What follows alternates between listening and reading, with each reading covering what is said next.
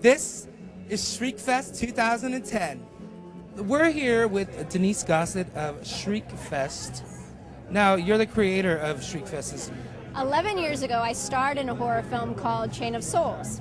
And I wanted them to take it the festival circuit, and they told me that there weren't any horror film festivals, around at the time, and I couldn't believe that. So I started searching, and I could find one in Europe, but I couldn't find any in the States.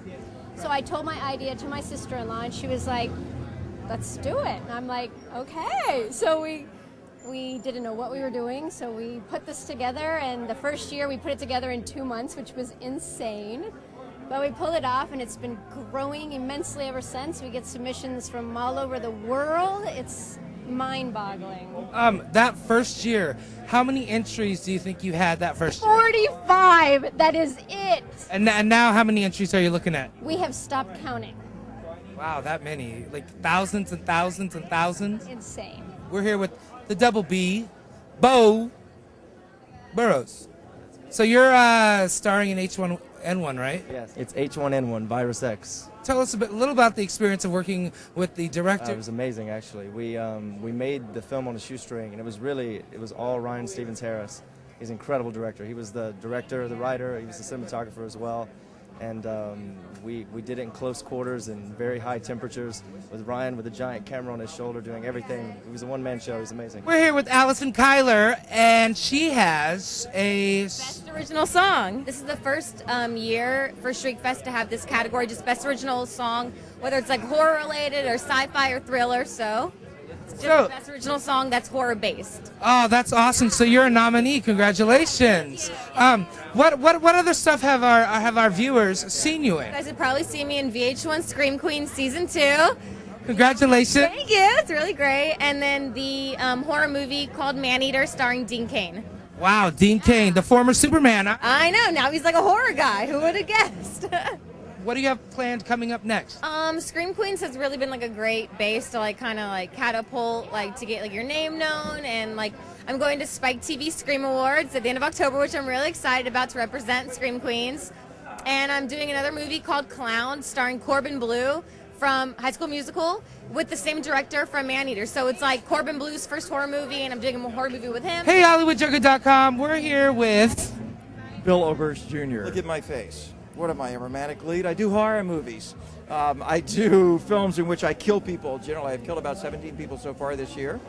And so I have 5 films that I'm associated with that are represented here at Shriekfest. You're starring in Naked Nuns with Big Guns, right? It's pretty close, man. It's Nude Nuns with Big Guns. It's a release from Freak Show Entertainment. It did really, really well at Cannes.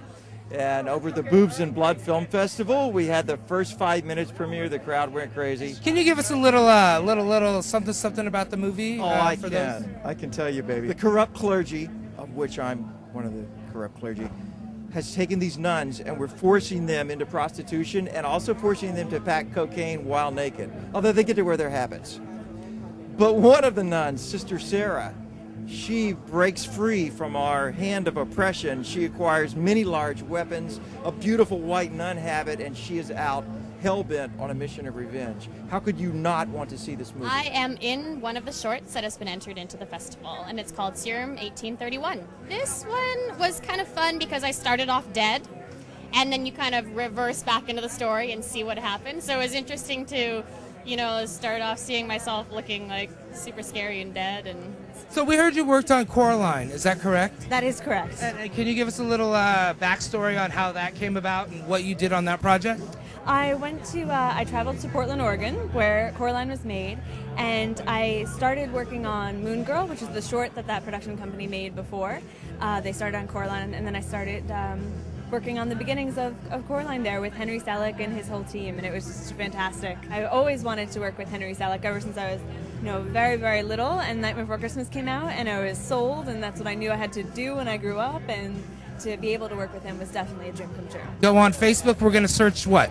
You're going to search either The Snow Princess, which is my current film, or A Ticket to Hell, which is my next film, also stop motion. It's about another little girl, in clay of course, who's dragged out on Halloween night, and by the neighborhood bullies. They're taking her trick-or-treating, and she's going to manifest their doom. We entered the festival, and it was our first horror festival for Gray Skies. So we were thrilled when she sent us the acceptance email and the phone call, of course. What was the hardest thing about putting together this project?